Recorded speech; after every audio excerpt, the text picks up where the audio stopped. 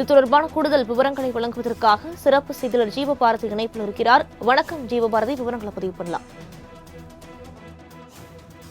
பாரிஸில் நடைபெற்று வரக்கூடிய ஒலிம்பிக் போட்டிகளில் தொடர்ச்சியாக இந்திய அணி வீரர்கள் பல்வேறு விளையாட்டு பிரிவுகளில் விளையாடி வருகின்றனர்.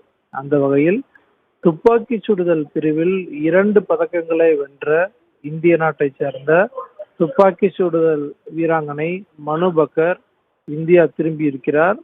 அதன் பிறகாக முதலாக காங்கிரஸ் மூத்த தலைவர் சோனியா காந்தியை 2 நாட்களுக்கு முன்பாக சந்தித்து வாழ்த்து பெற்றிருந்தார்.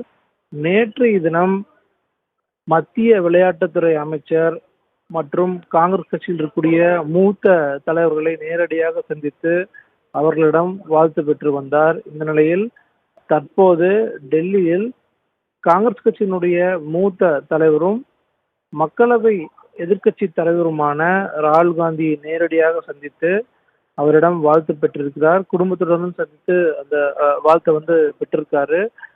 அவங்களுக்கு இந்த இனிப்புகள்லாம் ராகுல் காந்தி அவர்கள் வழங்கி தன்னுடைய வாழ்த்தை பகிர்ந்திருக்காரு.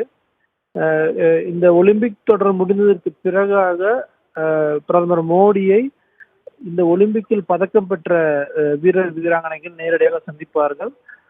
தற்போது வரைக்கும் அந்தந்த மாநிலங்கள் இருக்கக்கூடிய மூத்த தலைவர்கள், மத்திய அமைச்சர்களை மற்றும் இந்த ஒலிம்பிக்கில் பதக்கம் வென்ற வீராங்கனைகள் சந்தித்து வருகின்றனர். அந்த வகையில் தற்போது இந்த சந்திப்பானது நடந்துள்ளது.